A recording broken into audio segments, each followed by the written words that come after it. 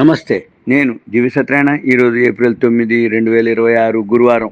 ఈరోజు మళ్ళీ మార్కెట్లు గ్యాప్ డౌన్ సూచిస్తున్నాయి.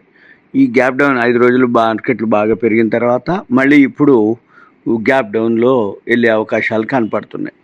ఎందుకు అంటే మళ్ళీ లెబనాన్ మీద ఇజ్రాయెల్ దాడి చేసిందనేది వార్త.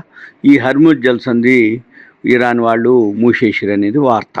ఈ రెండింటితోటి అంటే లెబనాన్ మీద దాడి చేయటం, హర్ముజ్ జలసంధి మూసేయటం, దాంతో బ్రెంట్ ఆయిల్ కొంచెం పెరగటం, బ్రెంట్ ఆయిల్ కొంచెం పెరిగేటప్పటికి గోల్డ్ సిల్వర్ తగ్గటం, తర్వాత వరల్డ్ మార్కెట్ ఫాలో అవ్వటం, మన మార్కెట్లు కూడా ఫాలో అవ్వటం. ఇది సింపుల్గా జరిగేటటువంటి రొటీన్ వ్యవహారం, డైలీ వ్యవహారం.